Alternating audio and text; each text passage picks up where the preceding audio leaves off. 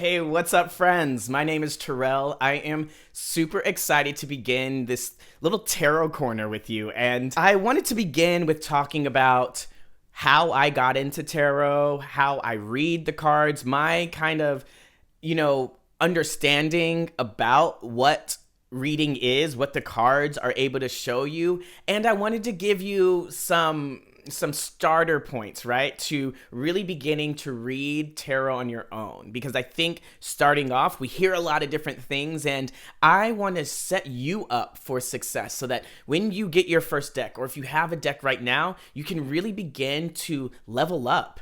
I began reading these beautiful cards back in probably 2004. I was gifted a deck, and at first I was just using it for simple yes or no's, really wanting to figure out if I did this thing, what would happen. And it was really, I think all of us can relate to this. It wasn't really reading from a place of power. It was more or less really saying like, I don't know what to do and make this decision for me, and I grew up. I grew into my reading capabilities, but initially it was just playing around with the deck and looking at the cards and trying to really tap into my intuition, which in hindsight I didn't really know that's what I was doing, but that's what I was doing. And I believe that's what these cards, that's what the tarot is all about. Really tapping into your intuitive power and beginning to strengthen your trust in it. I read tarot from a very present tense energetic space. This is how I really love to read, because I want to ultimately empower all of my listeners, anyone who comes to sit with me. I want to empower them to take charge of their life. And the only way that you can really create massive, big change in your life is with awareness. You have to be super aware of what happened, where you're coming from, the reasons, the root causes, and what's happening around you, right? Creating the circumstances. Yes. Every now and then it's beautiful to look ahead and say, yeah, do the thing. But life, my friends, life is just a collection of moments and choices. Moments and choices. You decide second by second by second what to do, and that creates the step forward. That creates the circumstances. That creates the reality that you find yourself in. So remember, these cards, yes, can show you what's ahead, but they, for me, are way more valuable at telling me what's happening right now, because right now is the only moment that really matters. When I have a reading, when somebody comes to me for a reading, they usually walk away and say, I feel validated.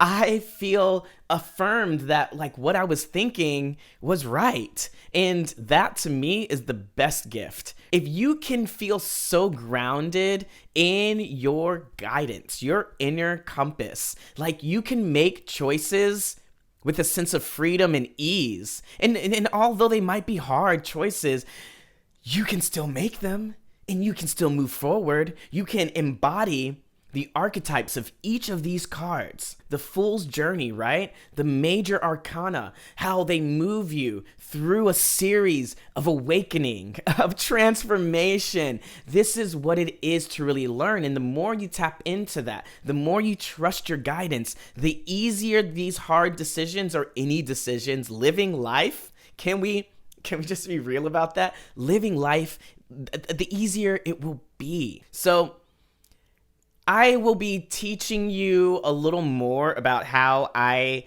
interpret the cards and how I really lean in and dig deep. But for now, I just wanted to open your mind to that aspect, right?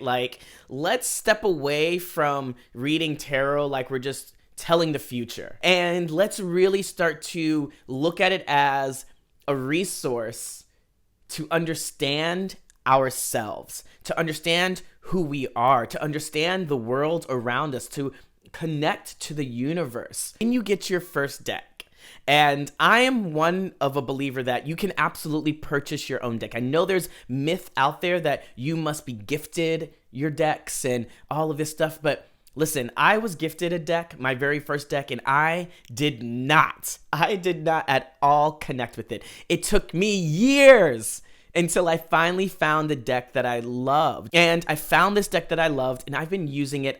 This is the deck. This is the deck that I bought for myself, but I connected with this deck in such a different way that I feel like they know me.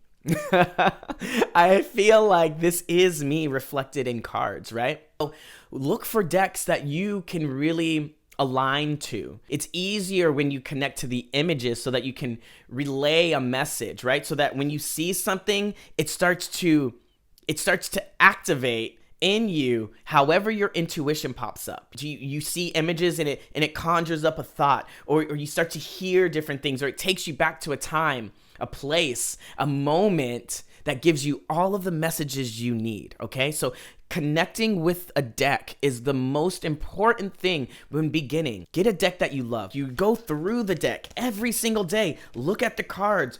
What card do you want to connect with today?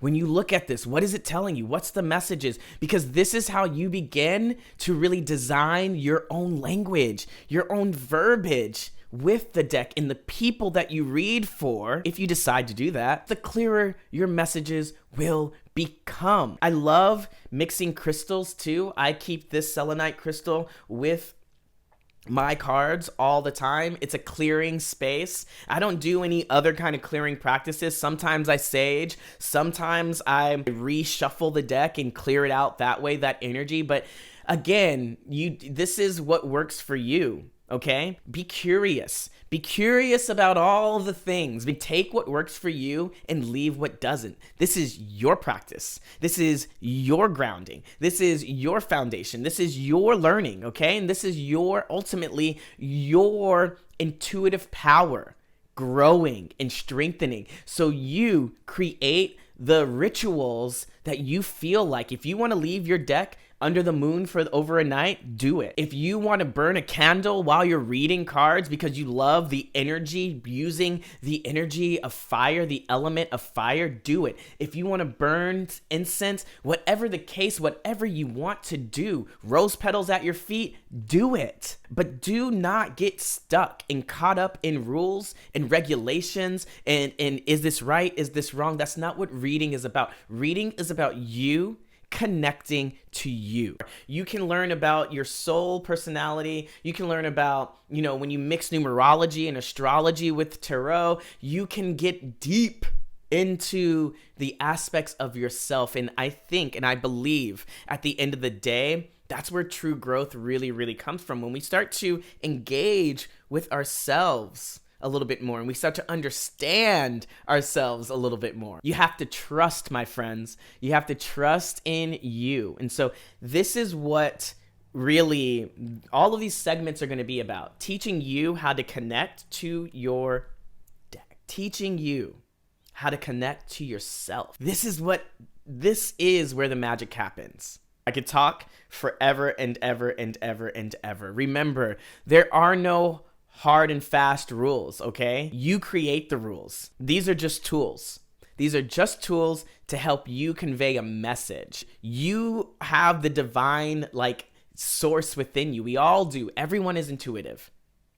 Every single one of us are intuitive. So at the end of the day, this connection, right, only strengthens the more that you use it and the more that you trust it. I would love to know if you have any questions about starting a tarot practice, reading tarot for yourself, because I want to create content that really works for you. I want to create content that is applicable and relevant to your strengthening of your intuition. So if you want, just put some comments below, or you can hit me up on Instagram at Tirrell Cherry.